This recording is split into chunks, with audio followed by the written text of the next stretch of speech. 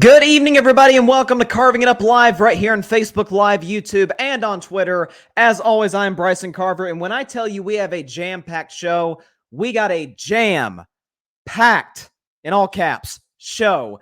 Week 2 in the NFL is almost over. We got two great games tonight that I'm going to predict at the end of today's show. But we got to talk about yesterday's action. The Cowboys with the upset win over the Cincinnati Bengals. I'll tell you exactly what it means for both squads moving forward. The Cincinnati Bengals, that Super Bowl loser curse, it's getting them.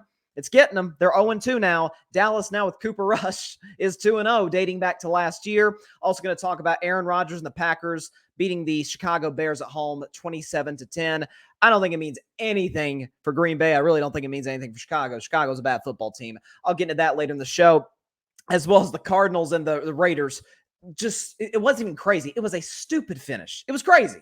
All right, in Vegas, I'll talk about that. The insane comeback made by the Arizona Cardinals, led by Kyler Murray. And, of course, I will definitely get into the Tampa Bay Bucs taking on the New Orleans Saints. That was my upset of the week. I had New Orleans, and then Jameis Winston turned back into Jameis Winston, and not in a good way. And I'll definitely break down the fight. We got some suspensions in the aftermath of that. And, of course, I will also talk about the Ravens and the Dolphins. But before we talk about any sports today, well, I guess we're still talking about sports in this announcement that I'm going to make. So I sort of teased it on social media. For those of you who don't follow me, what are you doing?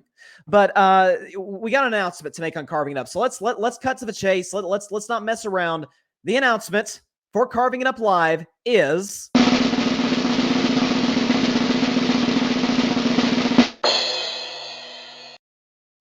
I will be part of a new podcast network called The GRYD. For the podcast audience, GRYD is spelled GRYD, The GRYD. It's a network consisting of all types of different voices and talents, who bring their unique perspective to the podcasting world.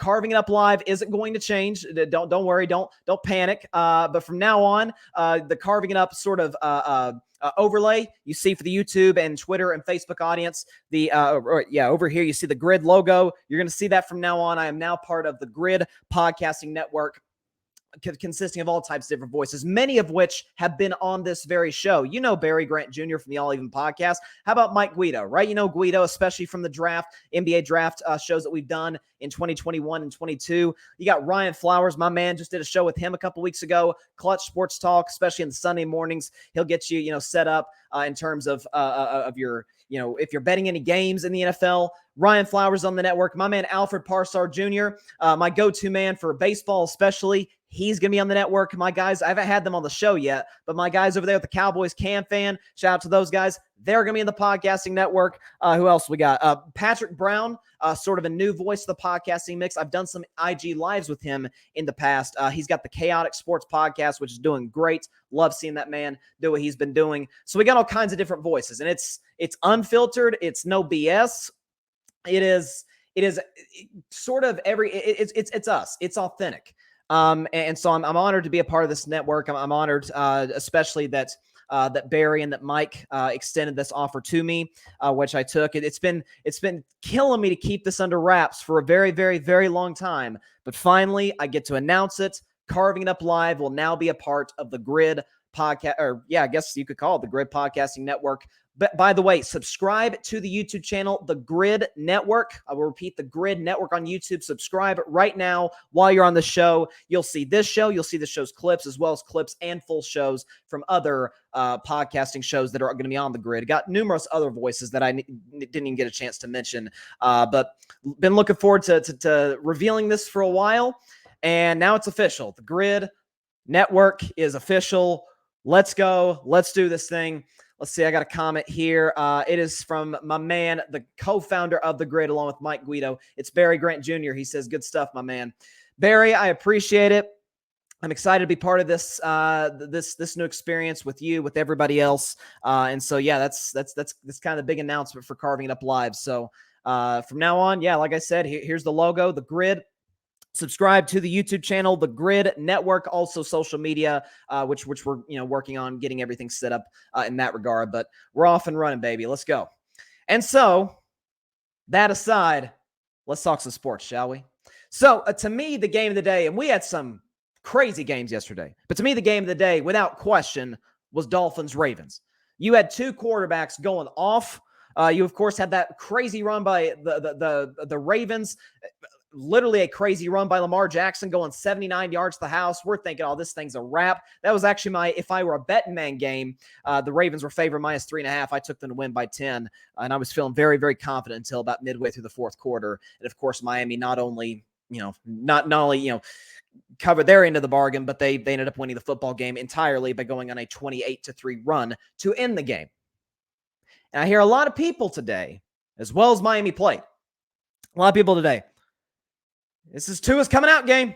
This is Tua Tagovailoa. He has arrived, right? And you look, if you didn't watch the game and you look at Tua's stat sheet, it is good. Tua Tagovailoa, 36 for 50, 469 yards, 6, not 1, not 2, not 3, not 4, but 5, but 6 touchdown passes. He had 2 early interceptions, a QBR of 90, that's 0 to 100, and a passer rating of 124. Tua Tagovailoa was balling out, right? And he was great in the fourth quarter. But let's pump the brakes a little bit right now. We're talking about, he's arrived. He has arrived as a truly elite quarterback in this league. No. First of all, we got to get out of the way. Numerous average quarterbacks have thrown for 6 touchdowns in a game. It's been done before. Mitch Trubisky, Ryan Fitzpatrick. I mean, you look at names like Matt Flynn. Nick Foles is probably the best quarterback in this list. He is, after all, Super Bowl MVP. Tommy Kramer. Matt Schaub did it twice. There's been plenty of guys who've thrown 6 touchdowns. That don't necessarily make you elite. You can be great for one game. Can you do it over and over and over? No, we're not asking Tua to throw 6 touchdowns, obviously. But when we act like, listen, Tua and the Dolphins are down 21 points to the Baltimore Ravens. They come back and win the football game. Tua delivered the throws on time and on target for the most part to his receivers, primarily Tyreek Hill and Jalen Waddle. You look at those two guys, Tyreek Hill in that game, the big pickup from the Kansas City Chiefs. Tyreek had 11 catches for $190, 2 touchdowns. Jalen Waddle had 11 catches himself for $171 and 2 touchdowns as well. Those guys, those speedsters can get open as well as anybody in the league. They're not just fast. You can't just be fast. Otherwise, you're just a gadget guy. When you can run routes the way that these guys can run routes, when you can get open the way they get open, you can be a superstar player in this league at that position. And to Tua's credit, because we'd be bashing him today if he missed those guys, and for good reason. To Tua's credit, he delivered the ball to them when he absolutely had to late in the game, particularly in the fourth quarter. But name more than 2 throws, because he had 2 pretty good ones. Name more than 2 throws, you're like, wow, Tua just blew our socks off there. That touchdown pass to Tyreek, I don't know what the Ravens were running. I'm not going to act like I'm a defensive coordinator. I'm not going to pretend to be one on this show. I don't know what the heck Baltimore's defensive strategy was coming into this game, and especially once they got into that fourth quarter with the 3 touchdown lead. I don't know what's going on. I don't know what they were doing. Because, silly me, when you've got 2 guys that can get open as quickly and as easily as these 2 guys can, I don't know, double 1. I mean, even Gesicki, the tight end, and I really like Gesicki, but he was wide open on some of those plays. It's like, if Tua doesn't make those throws, Tua Tagovailoa is not in the NFL today, okay? Like, if he missed throws, we'd be talking about it like he's Tim Tebow. Credit to him for making the throws. But to me, there's a stat early in the season, 2 games in, it is early, but there is a stat that tells you this is all the Dolphins receivers, not Tua. You know how I know this? The Dolphins receivers, on average, create 3.7 yards per separation of separation per route. That ranks 8th in the NFL. It's really good. It's top 10. Tight window throws made by Tua. Where does he rank? Tight window throw. So what's a tight window throw, you may ask? If the pass is delivered when a defender is 1 yard or less away from the receiver, from the pass catcher. Tua's 25th.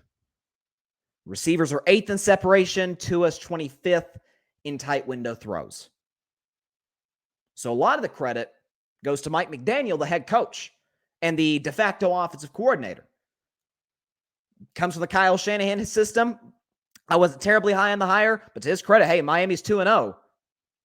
But he's putting Tua in position where he doesn't have to make the Josh Allen type rocket arm, strength arm. You're going to see Josh Allen tonight and see what a true superstar quarterback looks like. Or the Patrick Mahomes sidearm, or Aaron Rodgers like sidearm, fitting it right on the money, those type of throws. You're not going to see that from Tua. And I think Mike McDaniel understands this. And so when you have the weapons that Miami has, if Tua doesn't deliver those passes on target, we'd be all over him. And listen, there's not one athlete in any of the sports that I talk about. There's not one athlete whose fan base gives me more crap, I kid you not, than Tua fans. They literally, the ESPN, Pablo Torres, I think I was listening to a podcast of his. He dubbed it Tua-anon. It's crazy. I mean, I was criticizing Tua last season, and they went berserk. They were all up in my comment section and all in my DMs saying, you don't know what you're talking about. Listen, I'm not going to hate on Tua. He played excellent yesterday. I'm not, but he wasn't even the best quarterback on the field. You're like, well, yeah, Lamar Jackson's better than Tua. No, he didn't play better than the other quarterback on the field. Lamar Jackson, better completion percentage, no turnovers, and a significantly better passer rating. And he rushed for 100 yards. Like, you saw superstardom at the quarterback position, and he played for Baltimore. Which Ravens, man, you made a mistake not paying him before the season. But that's another conversation. Many conversations we'll have over the course of this season. Lamar Jackson, let's not lose the fact that he was spectacular yesterday. So hats off to Tua. But can you do it again? Not 6 touchdowns. I'm not asking for 6 touchdowns. That's unrealistic. But can you do it again? Can I trust you in these positions? Can I see you make one big boy throw? Can I see you make one, as I always say, wow throw? Because Brady can at 45. I'm about to talk about Brady and the Bucs in just a second. I see Allen make them and Mahomes make them. If we want to talk about just your draft class, fine. I've seen Burrow make them. Made a couple yesterday. Seen Herbert make them. Seen Kyler make them. So can you deliver those throws? Because here again, Miami, 7 teams aside, 7 teams, Miami is the best team in football in terms of separation. And Tua is one of the worst in terms of tight window throws. And you see those, he didn't have to make a lot of them. I mean, those guys were wide open. Well, it looks like college football. It looks like Oklahoma versus Texas Tech. It was crazy. So hats off to Tua for the comeback. But let's not sit here and act like this is his I've arrived moment. If he continues to put this together, okay. But to me, feels like a better version of Mac Jones. Like this, to me, that's what Mac Jones would look like if he had guys who would get open by 10 yards. It's like, gosh, I hope you could get them the ball when they're open by, three or more yards, which is, again, top 10 in the NFL. I'm just saying. I'm not one who, I love giving credit where it's due, but I'm not one who gives credit to somebody who does exactly what they should be doing. Because they did trail 21 points. Okay, there was a reason they trailed 21 points. Tua had those 2 interceptions, right? He didn't play well in the first half. But to his credit, to the Dolphins' credit, and it goes to show you the morale of that football team, came back and won. So a win is a win, man. You take it. But man, I don't know what I swear to you, I don't know what Baltimore is doing defensively. I don't. I mean, they moved on from their previous defensive coordinator, who's now with the Giants. How are the Giants looking defensively? Okay, they're looking pretty good. They're going to be an issue. I mean, heck, the New York Giants are 2-0. Who'd have thunk it? But that's a defense that is no joke over there in New York, and then Baltimore, where they got plenty of talent. It's not like Baltimore is. It's not like last year where they had all kinds of injuries. They're not devoid of talent. They got some really good football players on that side. Couldn't get stops when it mattered. Couldn't get stops when it mattered. So I'm not saying it's easy to cover Tyreek and Jalen Waddle, but come on. Can't be open by that much. But we'll see how it plays out. If Buffalo were to lose tonight to Tennessee, then Miami would be in first place in the AFC East. Can you believe it? And I'll sort of go through like all the NFL games that I don't do a whole segment on. I'll sort of skim through those later in the show. That Jets game, the Jets-Browns game. I'll save my thoughts on it for later in the show, but that was my Bryson's Bleak Bets. It's the first Bryson's Bleak Bet game I've gotten right this year, and it came via an absolute miracle and via Amari Cooper, but I'll talk about that later in the show. All right, let's move on to the number one early window game that I was really keeping my eyes on, and that's the Tampa Bay Buccaneers taking on the New Orleans Saints. Week 2, 1-0 teams. Winner is in first place in the division 2 weeks in. I picked the Saints to win, and it was 3-3. It was a defensive war out there almost. Hold on, we got a comment here before I move on to the next. Grady Edwards, he says, got a lot of stuff going on today, so I can't watch live, but just wanted to say thanks for the great content, and I love you, man. Love you too, Grady. Happy my Patriots got it done, and glad Brady got a dub versus the Saints. Absolutely, man. It was a good day for Patriot Nation. It was a good win, on the road at Pittsburgh, but yeah, shout out Grady Edwards, one of the best. One of the best in the business, man. He's been huge in terms of support in this show, and is a great friend of mine. He says Saints have always been a dirty team, and I will never change my mind on that. That people are gonna have a hard time, moving on from Bountygate, which of course got Sean Payton suspended a whole season. Everybody knows how that played out. I think they actually made a Netflix movie starring Kevin James that had to do with Sean Payton's absence from the NFL for a year. But yeah, I'll sort of dive into that right now. So the Bucs beat the Saints 20-10. It was a lot closer than the score might indicate. It was 3-3 about midway through the fourth quarter. I'll get into the fight in just a second. But as far as the game, it was pretty much what we've seen from the Bucs and Saints ever since Tom arrived in Tampa Bay. And that is, man, hard hitting. Okay. A lot of pressure on Tom. Bucs receivers are struggling to get open. Part of that is due to injury. Julio Jones was out. Chris Godwin was out. Rob Gronkowski gone. AB gone. So that all sort of factored in. But ultimately what came down to is Jameis Winston turned back into the Tampa version of Jameis Winston throwing the ball to the other team. Never forget, Jameis Winston did throw 30 interceptions in a single season back in 2019, which prompted the Bucs to go after that Tom Brady guy and say it's worked out pretty well for him. But I'm concerned about Tampa. And I said coming into the season, I believe that they would win the division simply because I believe they had the best team in the division. They had the coach I trusted the most in that division. I mean, that division has some young coaches. Todd Bowles and Matt Rule, Arthur Smith, I think is his name, of the Falcons. You've got, and obviously for the Saints, you've got Dennis Allen, like first, second year head coaches all the way around.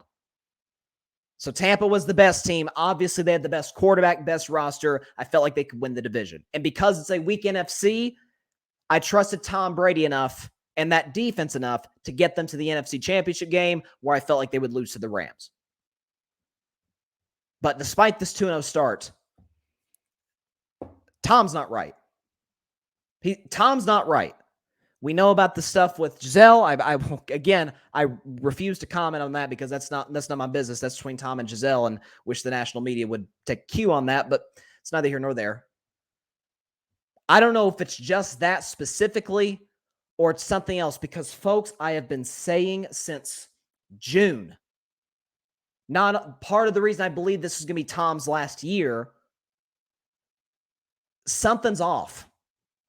Something's off because you heard the interviews going back to last summer. He's talking about, this great career he's had, and Tom's never done that.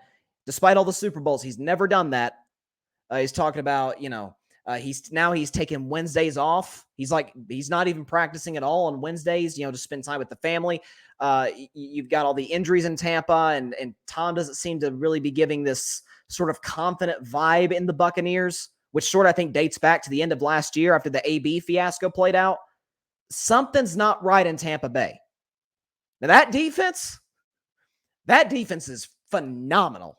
Devin White's flying all over the field. Levante David had a great game yesterday. Antoine Winfield and Carlton Davis in the secondary, and that pass rush. I mean, Tampa's defense, I'm not worried at all about those guys. Those guys are going to keep Tampa in every single game that they play.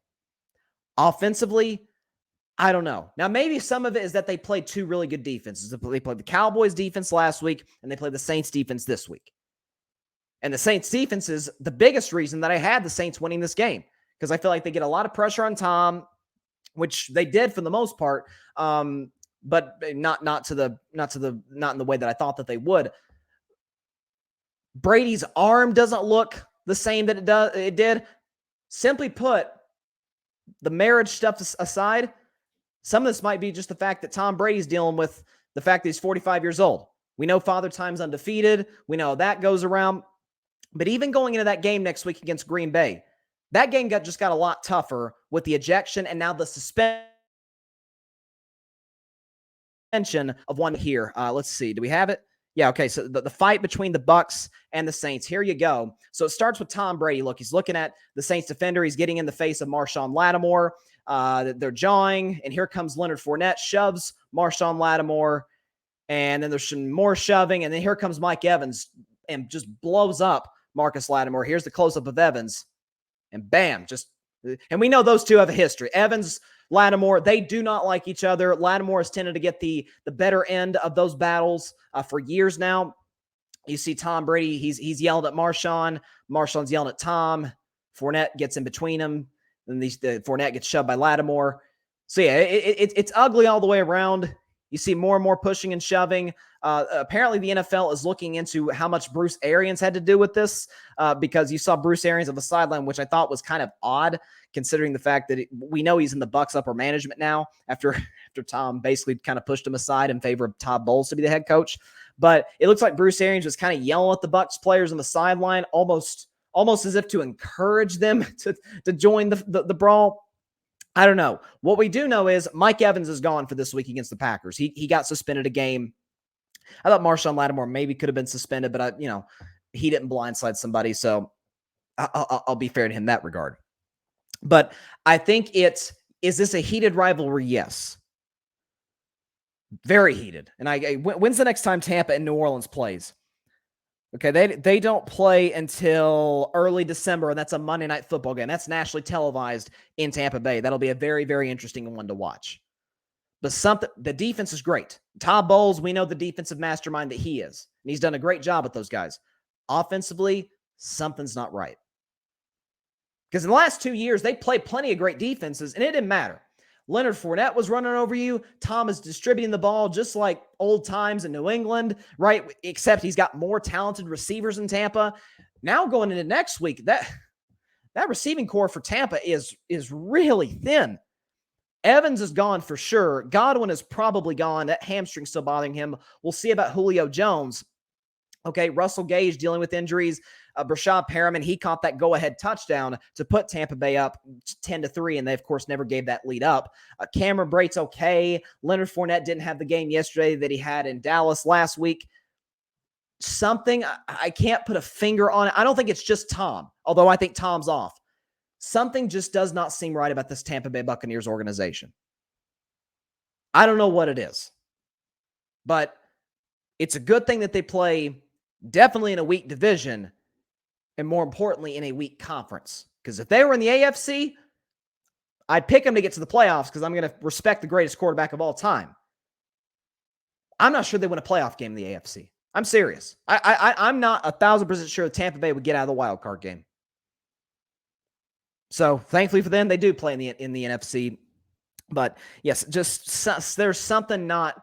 When you look at the other contenders around the league, there's a lot of optimism, right? There's even teams that have lost a game, the Rams, right? And they almost blew that big lead to Atlanta. Atlanta, the irony of the day, almost came back from 28-3. You ever heard that before, Falcons fans? The Falcons almost came back from 28-3 on the defending champion Rams. But even after the game, Jalen Ramsey's, he's enthusiastic. And, of course, Sean McVay is always enthusiastic. So is Stafford. Like, everybody's in pretty good spirits in L.A. with the Rams. Kansas City, same thing. Heck, in Dallas today, all it took was one win, and it's good times are back again in Jerry World. Everybody's happy in Dallas. Tampa, it is doom and gloom right now. I don't know if it's Tom's mood is almost like setting the morale of the team. I don't know.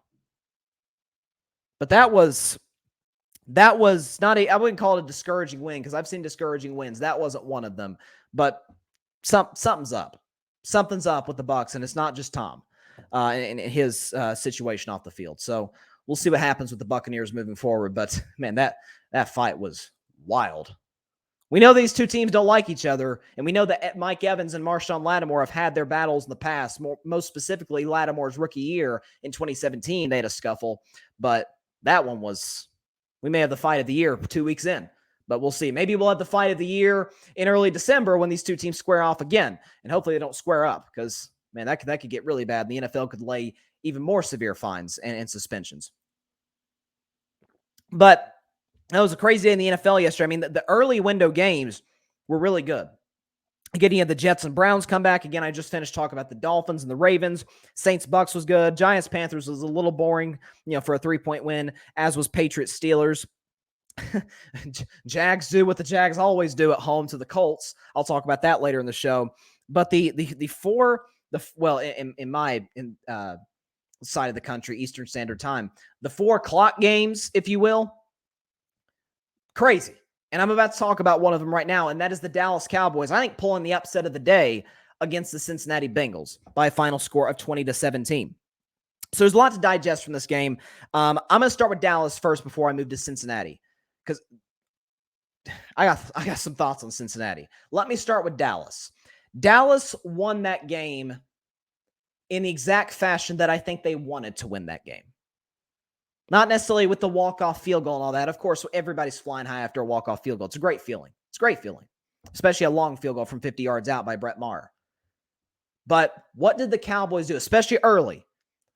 Thankfully enough for them, they committed to running the football early on to where they could build a lead, hold off Cincinnati for about as long as they could before the game got tied at 17 with 3 minutes and change to go. And then they ended up, of course, winning it at the buzzer, if you will. But Dallas ran the football well, right? You had Ezekiel Elliott, 15 carries for 53, 3.5 yards a carry. Tony Pollard was excellent. You had that pitch to him that actually was called a pass from actually it wasn't. Yeah, it was called a pass from Cooper Rush to Tony Pollard. Otherwise, Pollard would have had close to 100 yards. He had 43 yards on 9 carries. That's 4.8 yards a clip. CeeDee Lamb, they ran the ball with him, and they distributed the ball off the play action. Right, we understand, obviously, Cooper Rush is not Dak Prescott, but Cowboys coaches touched on this, and this is what you want from every backup quarterback. You don't want to have to change the offense much for the backup quarterback if the starter goes down, right? In New England, who was Tom Brady's backup 4 years? Brian Hoyer. Brian Hoyer is poor man's Tom Brady. Okay, a couple years ago, RG3 was Lamar Jackson's backup. Perfect. The same RG3 is a poor man's Lamar Jackson. Like you do not want to have to change the offense if the starter goes down. That's why I've always been like, Cam Newton is not a good fit as a backup quarterback because he's so different from the majority of quarterbacks in this league in terms of he's very athletic, big, strong, not terribly accurate. And so you'd have to change things a little bit for Cam. Cooper Rush is a great backup for Dak, right? He's obviously not as mobile as Dak, doesn't have the arm Dak does, but he's pretty accurate. We know Dak's very accurate. Cooper Rush is pretty accurate. And so when you have him in these 2nd and 5 or 3rd and 4 type situations where you can play action, especially if you're in Cincinnati territory, and hit Noah Brown open, or you can hit CeeDee Lamb, right? Dalton Schultz caught a pass and fumbled. It looks like Dalton Schultz might be out. I think it was a PCL tear, maybe is what I read from Todd Archer earlier today. So we'll see where that progresses. But Dallas, with their backup quarterback, at least in the first half, did exactly what they were supposed to. Run the ball, which they did last week well against Tampa. Don't know why they abandoned it. Actually, I do know why. Kellen Moore's the offensive coordinator. That's why they abandoned it. But running the ball and working off the play action. Not sort of like what Mike McDaniel did with Tua. Not making Cooper Rush have to make great throws. Not make him have to fit the ball in those tight windows. Right? The big throws that Cooper Rush made outside of the tipped pass that Noah Brown caught on the last drive, most of those were in rhythm, receivers pretty open, created some good separation, and he delivered it more times than not. He delivered it on time and on target. So credit to Cooper Rush. Micah Parsons, breaking news, Micah Parsons is a very good football player, and not a very good football player. He is a linebacker. Dude, he's phenomenal. There's a reason I picked that man to win Defensive Player of the Year, especially after what he did his rookie year last year. He's unblockable. And when you've got Cincinnati, which I'm going to talk about the Bengals just a second, but when you've got Cincinnati, I don't know what they're doing.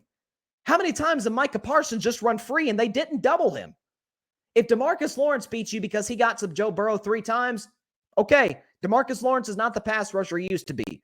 But Micah Parsons, one of the 5 best defensive players in all of football, very well might be the best right now that TJ Watt is down, and probably not better than Aaron Donald, but top 3 is without a question. And a couple times you left him unblocked. I don't know what Cincinnati's thinking on that end.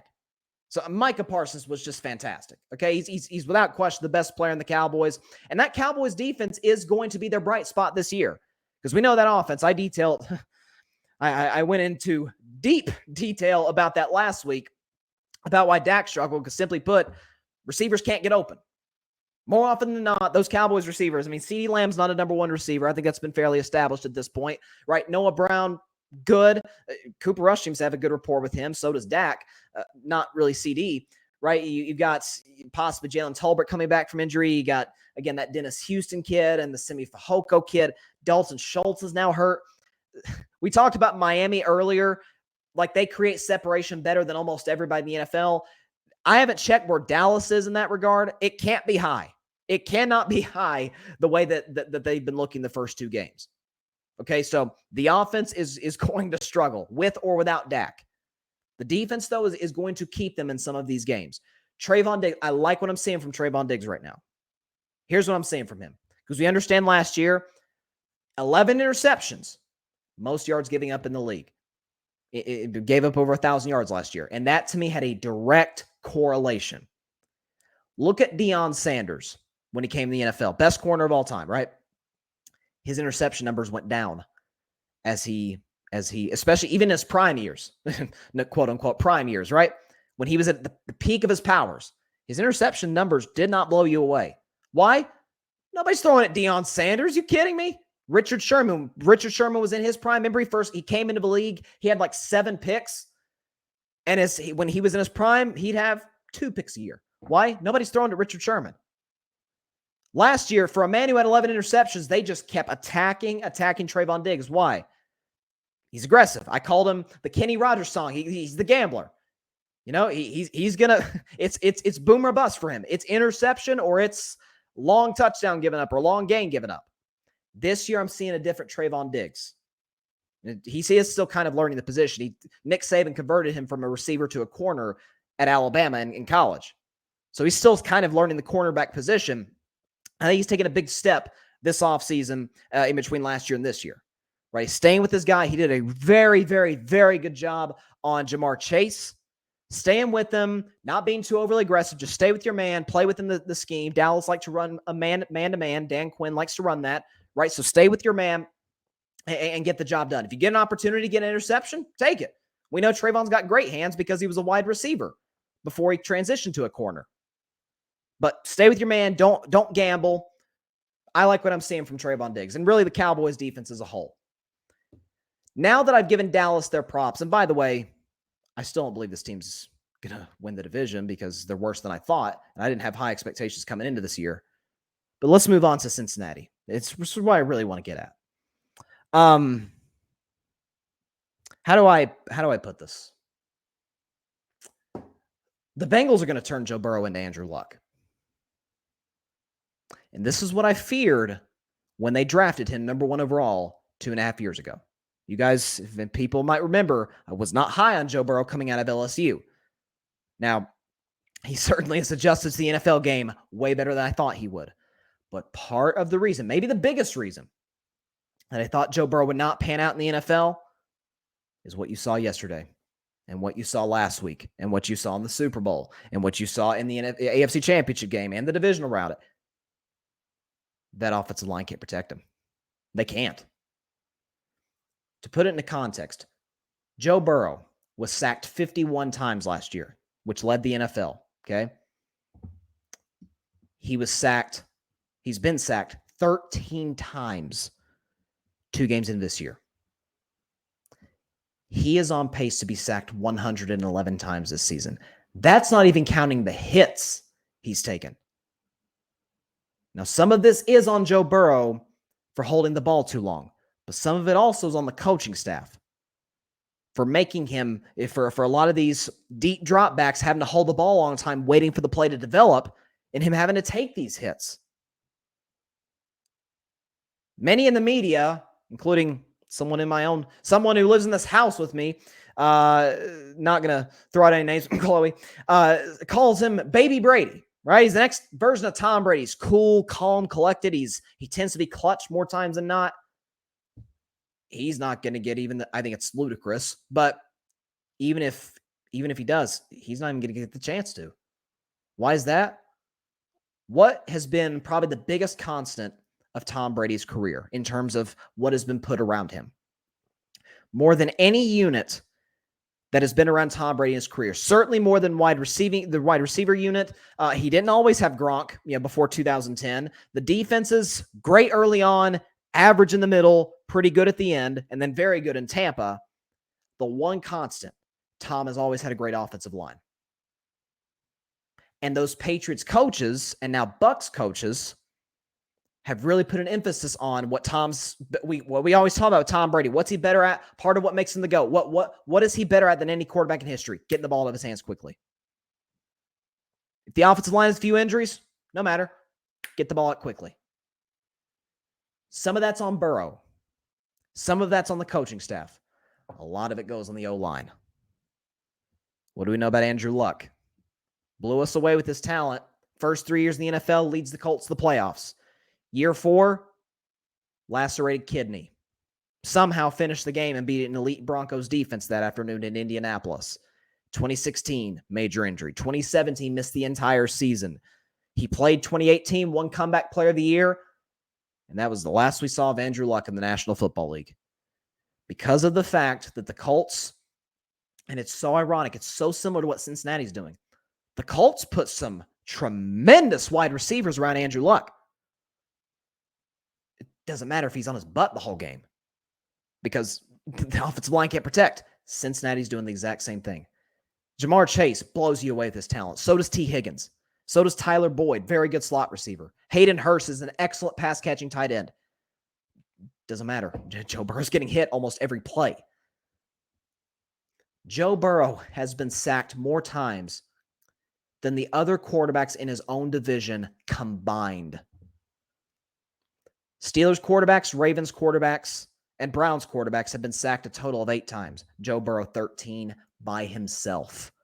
He's on pace, I repeat to you, to be sacked 111 times this season. The record is like 70.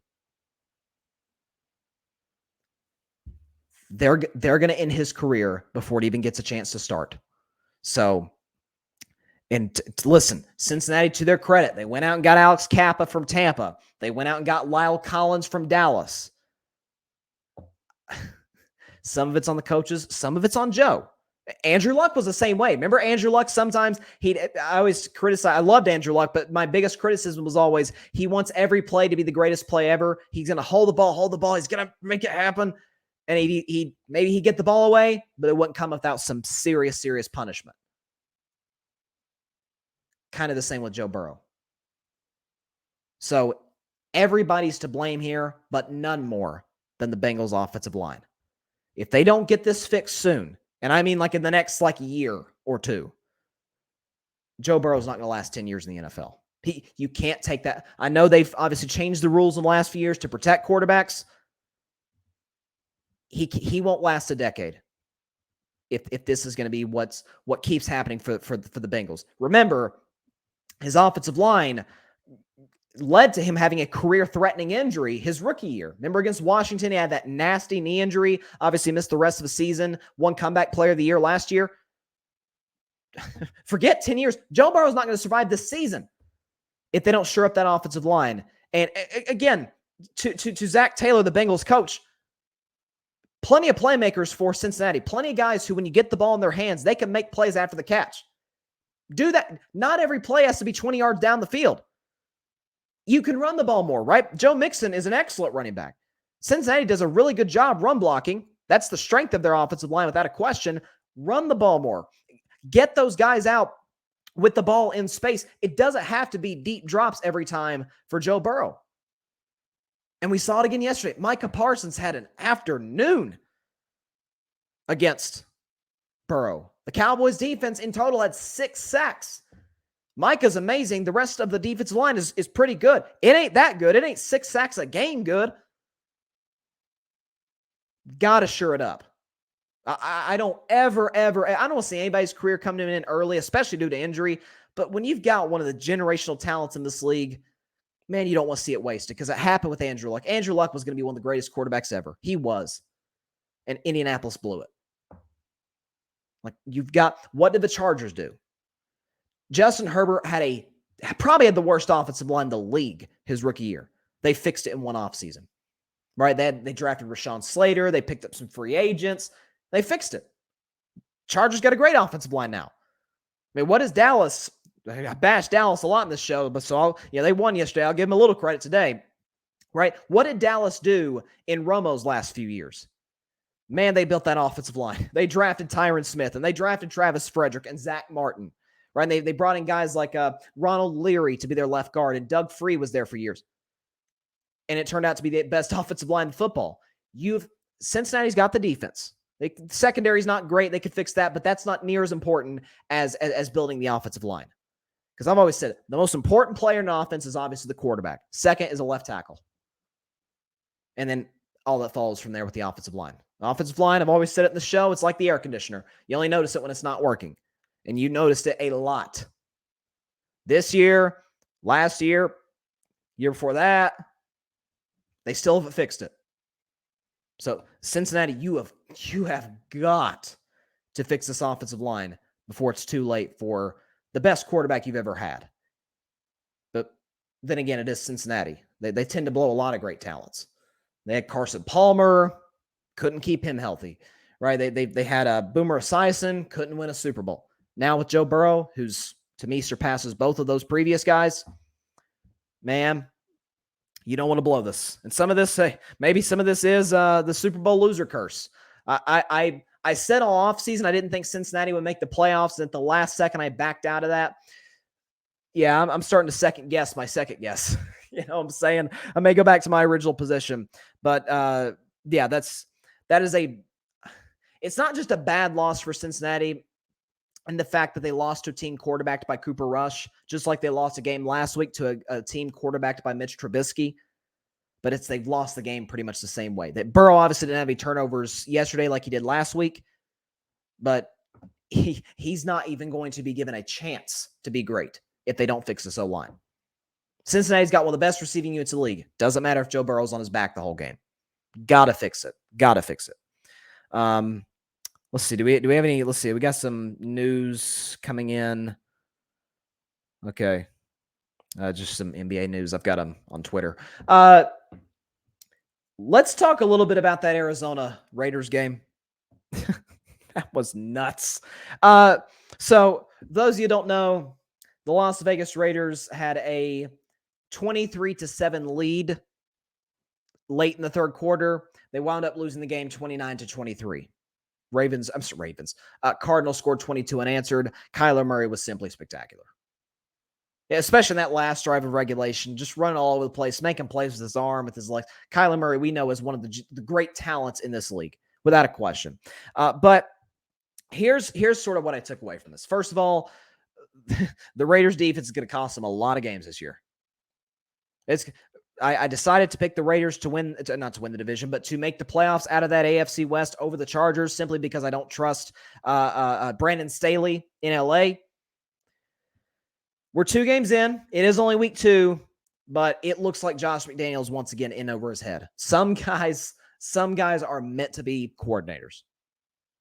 That's just how it is. Some guys are good coordinators, and they're not good head coaches. Vic Fangio, to me, is the prime example. Vic Fangio is a great defensive coordinator. He's not a very good head coach. It happens. It is what it is, right? So I think that could partly be the case. I wasn't a huge fan of them hiring Josh McDaniels earlier this year. Thought they should have kept Rich Bisaccia the job that he did as the interim head coach of the Las Vegas Raiders. Okay, part of my issue with Vegas is get the ball in the hands of Devontae Adams. 2 catches for 12 yards. Run more reverses with him. Get him the ball. Just like I talked about Cincinnati. Get him the ball in space. Devontae and Derek Carr clearly still have a great connection dating back to Fresno State. Those guys have not missed a beat. You don't have to force feed him like Devontae was force fed in some ways in Green Bay.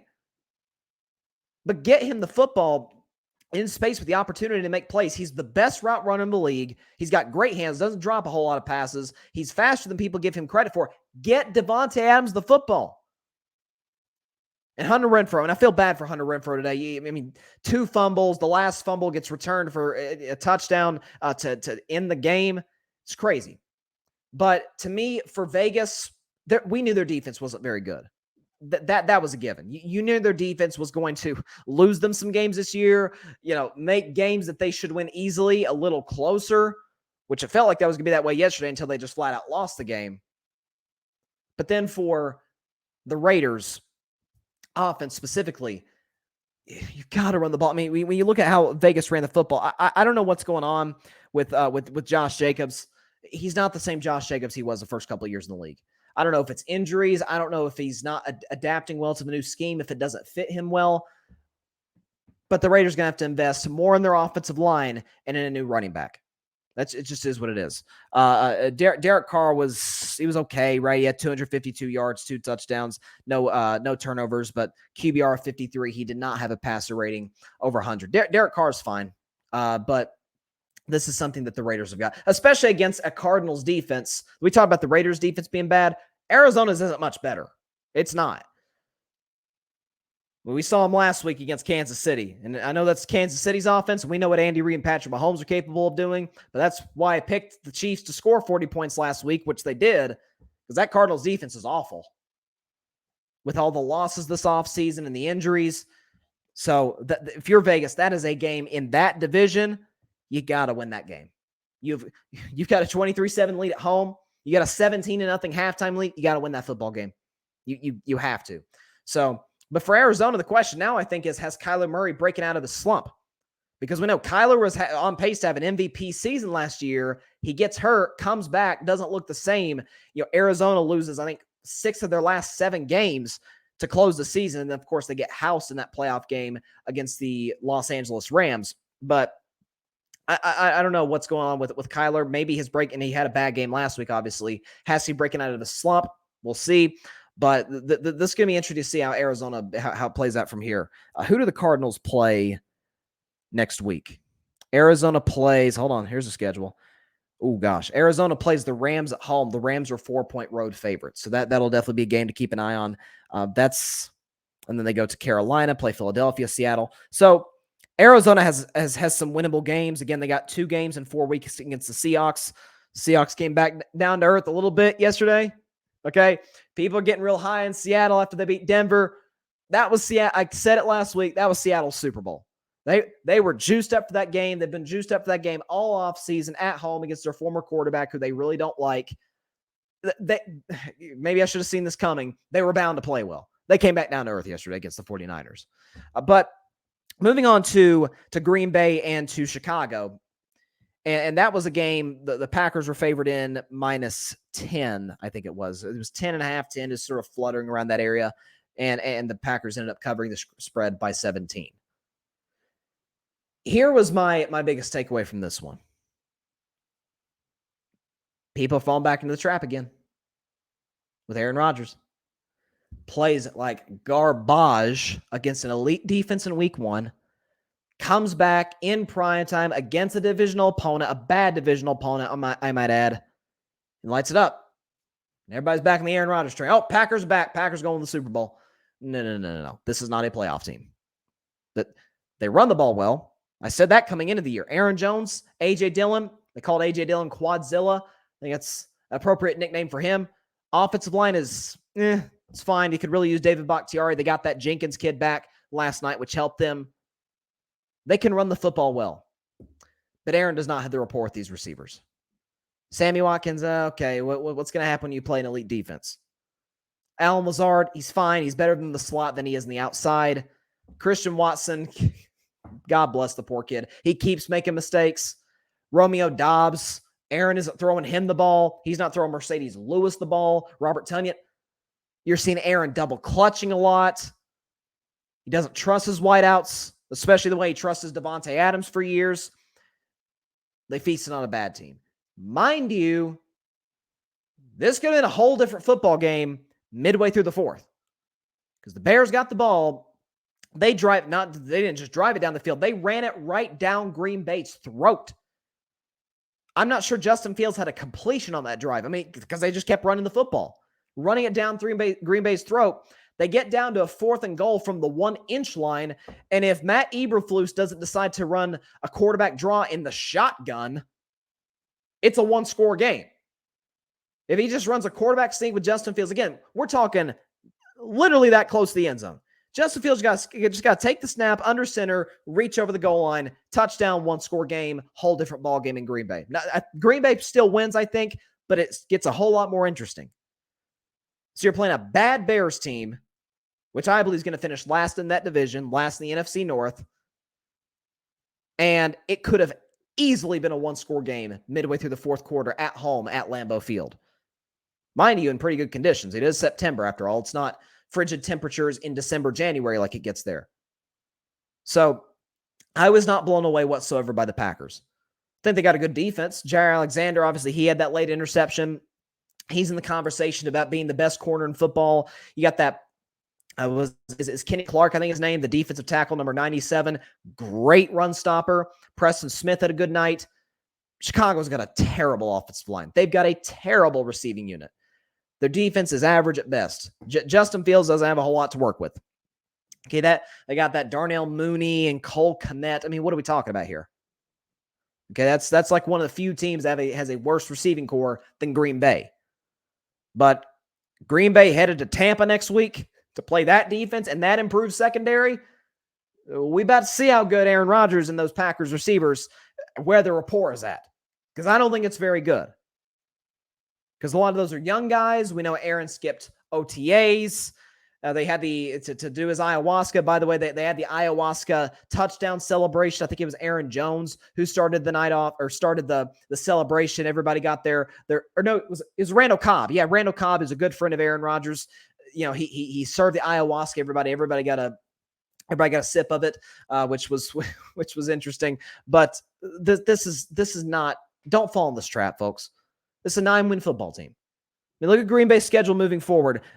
They got Tampa next. They're not beating Tampa. They will beat the New England Patriots at home. At least they should. Okay, the Giants, all of a sudden, that's not looking like the game that I thought it was going to look like coming into this year.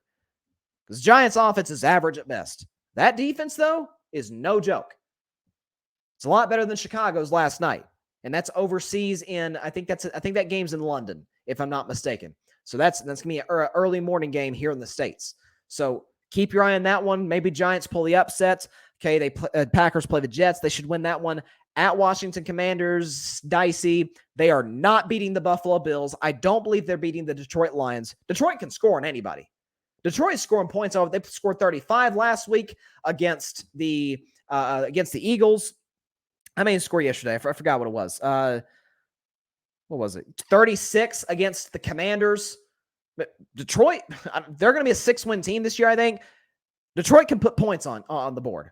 Okay, that's 2 straight games of scoring 35 or more points. Okay, you look further down at Green Bay's schedule. Cowboys, I don't know. It's a toss-up. Again, to me, Dallas and Green Bay mirror each other.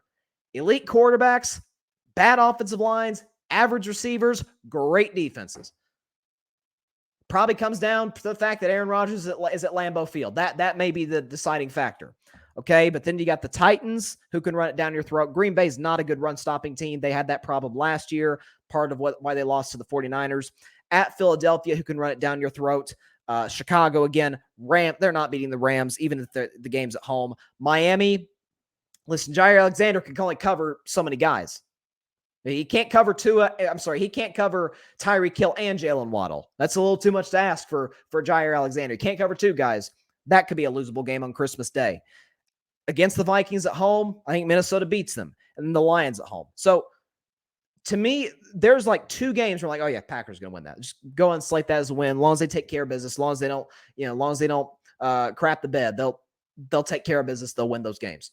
But this is not that game did not blow me away whatsoever. The Packers should have won that game. There's a reason Las Vegas had them favored by double digits. Most NFL games are not double-digit odds during the regular season, or certainly to the postseason, but especially divisional games. Like, that's college football stuff. Like, most college football games, we look at it, it's like, oh, okay, this team's favored by 21. That don't happen in the NFL very much. And there's a reason for that. Packers are better than the Bears. There's no ifs, ands, or buts. They're better at almost every, outside of middle linebacker, they are better at every single position than the Chicago Bears. And that could have been a one-score game midway through the fourth quarter. So that was not in any way, shape, or form like, wow, that was impressive by the Packers. It wasn't. It wasn't. But I'm telling you, the games we had yesterday, let me go through them. Let's see. Yeah, Jets, Browns. That was crazy. So that was my Bryson's bleak bets, and I was having some serious doubts about that when I came that close to picking Cleveland. Cleveland was a 6.5-point home favorite, but I'm like, you know what? I know they're better. I know they're at home. It's Cleveland. Cleveland's not starting 2-0. They haven't started 2-0 since like the 90s. They're not doing it this year, even if it's against the New York Jets. Joe Flacco, my man, put on a show. 307 yards, 4 touchdowns, passer rating of 110. Joe Flacco lit it up. You see that? Y'all got to see my man Barry Grant Jr.'s dummy of the week. It was hilarious. The elf at midfield for the Browns, I don't know what the heck that was. And I don't know what the heck the Browns were doing. Because let me set the stage for you. So they lead by 7 with 3 minutes with a minute to go. Okay. Nick Chubb has it wide open. He's going to score a touchdown. But if he slides at the first down, Browns can run the clock out. They can take a knee. Game's over. Good night. Browns are 2-0. Jets are 0-2. And we move forward from there. No. Nick Chubb decides to score. He scores a touchdown. Jets get the ball back, score a quick touchdown. And then they recover the onside kick in large part. Shocker, shocker. I'd warn you about this, Browns fans. Amari Cooper. Dude is an A-plus talent with C- effort. He pulls a 2020 Atlanta Falcons. He just lets that ball go right by him, gets recovered by the Jets, and Joe Flacco throws the game-winning touchdown pass with about 20 seconds to go to win it for the New York Jets. So what a win for the Jets. By the way, Browns also missed an extra point on that touchdown by Nick Chubb. So everything that could have went wrong for the Browns. One last opportunity today for me to pick on Cleveland because I really enjoy doing it. I don't like Cleveland. I think it's a terrible city. It's got good people in the city, but overall the fan base is garbage. The Browns are the first team. I love this. The Browns are the first NFL team to blow a 13-point lead with under 2 minutes to go since, you guessed it, the Cleveland Browns back in 2001. So the Cleveland Browns are the last two teams back in 2020, now in 2022, back in 2001, to blow a 13-point lead with under 2 minutes left in the game. It's the Browns' way. It's Cleveland way. They find a way to lose. It is the Cleveland sports way. Again, I always say, it took you maybe the greatest player of all time to win a championship, and you only got one with him. He was there for over a decade combined. He was at, 11 years? LeBron was in Cleveland 11 years total. He got one championship. That shows you how much of a dumpster fire Cleveland is. Okay? It's a terrible fan base. You saw the pictures and the stuff they were doing supporting Deshaun Watson. It's a terrible fan base. It's garbage. Okay, moving on. Commanders, Lions. Again, back to what I was saying earlier with Detroit. Detroit can put points on the board, man. And that Amon-Ra St. Brown, you see the history he made? He became now the third receiver in NFL history to have 8 straight games of 8 catches or more. The only other 2 receivers to have ever done that are Antonio Brown and Michael Thomas. So that's pretty good company to be in, to start the season this way and dating back to last season. Again, Detroit's not a playoff team, but they're a tough out. They're like Jacksonville a little bit and I'll get to Jacksonville just a second. They're a 6-win team. They are tough as crap. Jared Goff was good. Wentz didn't play all that great. He had that interception. Goff threw 4 touchdown passes. But that Amon St. Brown, he's a heck of a player. So that's why I picked the Lions to win. By the way, I had a good week predicting. I had an awful week 1, 6-9-1. It was terrible. This week thus far, I'm 10-4. I'll predict the 2 Monday night games, one which kicks off in like literally 15 minutes. So I better hurry to predict it at the end of the show. The Panthers lost to the Giants. Again, back to what I was saying earlier about the Giants. Offense is painfully average. Daniel Jones is the definition of a below-average quarterback. But that defense is a problem for them. Not a problem for them, problem for the rest of the league. Okay, you got those playmakers on that side of the ball. Pass rush is good. Linebacking unit's good. Secondary's good. Now, let's keep it in context like we did with Tua earlier. They played Ryan Tannehill in week 1, and even worse, they played Baker Mayfield in week 2. And they're going to play Cooper Rush next week in week 3. So when's the first time they play an elite quarterback? When they play in London, when they play Aaron Rodgers. That's going to be their first elite quarterback, not until week 5. But I think it's safe to say the shock of the league, the fact that the New York Giants are 2-0. If you told me that of the, how many undefeated teams we still have left, like 10-ish more or less. If you told me the Giants would be one of them, I'd tell you you're crazy. But they are. They're aggressive. They embody what Brian Dable wants to do there. He said, we want to be aggressive. Saquon Barkley's talked about it, and they have been. So credit to the Giants, 2-0 start on this new NFL season. Patriots beat the Steelers 17-14. It was about as ugly as the score would indicate. Average quarterback play, really good defenses. Steelers got a bad offensive line. That decided it. Patriots won the game. Not much more to say other than that. They ran the ball well. So credit to New England. I believe that they would beat Pittsburgh on the road, and they did. Jacksonville. Stop me if you've heard this one before. Jacksonville absolutely mopped the floor with Indianapolis at home. I don't know what it is. It's really the number one reason I picked Jacksonville. They're improved from last year drastically. And last year they sucked in part because they had Urban Meyer as the head coach. But biggest reason I predicted that the Jags would win, because the Colts haven't won there since 2014. So why on earth would I predicted the streak would break yesterday? Matt Ryan was awful. Trevor Lawrence, I'm telling y'all, that kid's amazing. He is remarkable. I said, I'm about to talk about Trey Lance in a second. I said Trey Lance would have the best career because of where he landed. And man, it's not looking good for Trey Lance right now, especially now with this new injury. But Trevor Lawrence was the best quarterback. He is. He's head and shoulders the best quarterback in that draft. Mac is the definition of average. Zach Wilson's below average. Justin Fields, we're unless something changes, we're not going to get a chance to see how good he can be because he's in Chicago. And Trey Lance is now injured with how many starts? 4. So we don't really know. And from what we've seen, he's been okay. Trevor Lawrence is magnificent. The throws that he can make, he's fantastic. So good win for the Jaguars. First win for Doug Peterson as the head coach there. Rams almost blew a 28-3 lead over the Atlanta Falcons. It was a crazy game. Crazy.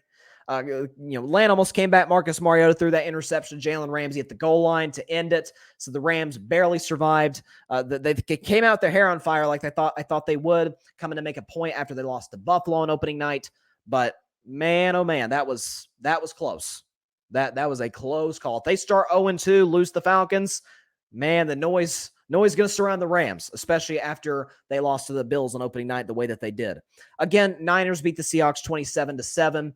We know about the injury news. Terrible news for Trey Lance. He's out for the season with an ankle injury. I just saw on Instagram a couple hours ago. He just had surgery today. So wish Trey Lance the very best in recovery, rehab.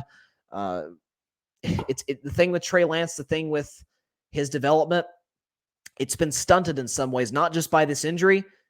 He's played now, if going into next year, 2023, he'll have played 6 games-ish, 6-7 games in like 2-3 years. So he has, I've been saying all offseason, he needs to get on the field. So now with this injury, his growth gets stunted even more. But now, it's Jimmy G time. He's back in the lineup, presumably for the rest of the season. We see now why the 49ers made that move to keep Jimmy G around in case of a Trey Lance injury or in case maybe they bench Trey Lance in favor of Jimmy Garoppolo. He played well yesterday. Team looked like they had confidence in him. Hey, I've kind of been up and down more often on Jimmy G, but hey, that locker room seems to love him. He's a good leader for that football team. And so they'll ride with him the rest of the way. And listen, that is a Super Bowl roster. They went to the Super Bowl a few years ago, championship game last year after sneaking into the playoffs as the 6th seed. We'll see where San Francisco goes from here. They got a big Sunday night game next week at Denver. Speaking of the Broncos, good Lord. That was if you can call it this, it's probably the worst win I saw thus far through the first 2 weeks of the season. That was bad. Russell was awful. Nathaniel Hackett, I don't know. I'm starting to wonder if he's a little in over his head. You see the penalties, the way he's using the timeouts. It's Jerry Jeudy's now injured. He got injured early in the game, didn't return. Thankfully for the Broncos, they have Javonte Williams. Unlike last week, they actually gave Javonte Williams the football, and Russell Wilson did finish well. I think he completed 8 of his last 11 passes, but early in the game, he was like 8 for 20. He threw a pick to start the second half. He was getting booed at home. He gets booed in Seattle. Now he's getting booed in Denver. So it's for the team I picked to win the Super Bowl, not what I envisioned at all. Like, I figured they would take care of Seattle. They would take care of Houston before their first real test next week against the Niners. Man, what are the odds in that game in Denver? Let's see what they're at. San Francisco is a road favorite in Denver. Wow, they're favored only by a point, but they're still a road favorite to beat the Denver Broncos, which says a lot about where both teams are at right now, particularly the Broncos. All right, so that's week 2 in a nutshell. Well, in an hour and a half nutshell. It's a big nutshell. But we got 2 games left. Starting with, let's go and get the background music going, starting with the Tennessee Titans going on the road to take on the Buffalo Bills. Last season, they played a great Monday night game. Derrick Henry single-handedly, not kidding, won me that fantasy game that night in Nashville. It was a back-and-forth game. Buffalo kind of blew the last sequence down in the red zone. And so you come into this game, Gabriel Davis is out due to injury, and we know dude has been on a roll. Gabe Davis had those 4 touchdown catches against the Chiefs in that playoff game. It was the game of the year last year, and he played great. I think he had 1 or 2 touchdowns. I think it was 2 touchdowns against the LA Rams last week in the NFL season opener. And so Gabe Davis is gone, but you still have Stephon Diggs. You still have Knox, the tight end, Singletary, who had a great game last week. Great offensive line, and we know what Josh Allen represents. He's one of the 3 best quarterbacks in the NFL. As for Tennessee, very easily could be 1-0 today, right? For all of their miscues last week against the New York Giants, Ryan Tannehill, who I've been critical of, he did his job, drove him into field goal range, and Randy Bullock, missed the game-winning field goal against the Giants. So Titans come in at 0-1. They are 10-point dogs on the road in Buffalo. I'm telling you, that place, there has never been higher expectations for the Bills since the 90s. We all remember the 90s. They went to 4 straight Super Bowls and lost all 4 infamously. It's the only team to ever go to 4 straight Super Bowls, and they somehow managed to lose every single one. Most of them, with the exception of one, Scott Norwood, they lost most of them in blowout fashion. So that place is going to be hyped, ready to go. Bills Mafia, the tailgate, I'm sure is crazy. So I think the energy of the home crowd against a struggling Titans defense, even the Giants had some big plays last week, so Buffalo's going to have plenty of them this week. Give me the Buffalo Bills to win this game and cover the spread by a final score of 34-20 over the Tennessee Titans. Moving on to the second Monday Night Football game, the game that I'm really looking forward to. 2 teams that are in the running, certainly to win their division, possibly to get the number 1 seed. And that's the Minnesota Vikings going to Philadelphia to take on the Eagles. 2 1-0 teams, 2 impressive wins in week 1. You got Philadelphia is a 2-point favorite in this game. So they're giving Minnesota a shot here. Home team obviously automatically gets 3 points. This is an interesting one. This is one I sort of went back and forth on. Philadelphia runs the ball very well. So does Minnesota. And by the way, we know about the Kirk Cousins Monday Night Football curse. We know about the primetime curse, but the Monday Night Football curse is an even bigger one for him. What I'm looking at in this game is this. Philly's secondary is the weakness of their defense. Their front 7 is phenomenal. They fly all over the field. Nakobe Dean and Jordan Davis, the 2 picks from this year's draft out of Georgia. I said before the season, I thought Nakobe Dean would be the Defensive Rookie of the Year. You got all these guys. They lost Derek Barnett for the season, unfortunately. So the story for the game is, can the Vikings give Kirk Cousins enough time to deliver the ball to his playmakers? Because if they do, with Justin Jefferson, with Adam Thielen, with all those guys, with Irv Smith, the tight end, running the ball with Dalvin Cook, that is good. This feels like a ball control type game for Minnesota. And for that, I think they pull the upset. I think they go on the road to Philadelphia and beat the Eagles in the later Monday Night Football game. Kicks off around 8:30 Eastern, 5:30 Pacific on ABC. Give me the Vikings to upset the Philadelphia Eagles 27-24 in what is not really a Monday night doubleheader per se. It'll feel like Sunday a little bit, because you'll have obviously the first game again, which kicks off in like 4 minutes. So I'm going to get off here quickly to go watch that. And then you got the other game, which kicks off in about an hour and 15 minutes from now at the time of this show. So for a while there, we're going to be watching both games simultaneously. It's fun. It's crazy. It's chaotic. It's the NFL. I love it. Speaking of chaotic, shout out to Patrick Brown, Chaotic Sports Podcast. Go listen. All right, that is all the time we have for today's show. Appreciate everybody stopping by as always. Be sure to catch Carving It Up on Thursday at 6 p.m. Eastern, 3 p.m. Pacific time on Facebook Live, YouTube, and on Twitter. The show will not be live. It will be pre-recorded, but there will be a show, 6 Eastern, 3 Pacific time, Facebook Live, YouTube, Twitter. Also, be sure to catch the Carving It Up podcast now on the GRYD Podcast Network. Go subscribe to the GRYD Network on YouTube. Ladies and gentlemen, but go check out the Carving It Up podcast, Spotify, iHeartRadio, Google Podcast, Anchor, as well as wherever you listen to your podcasts. Have a great week, everybody. Stay safe out there. God bless you all. Peace out. I got to enjoy some football right now.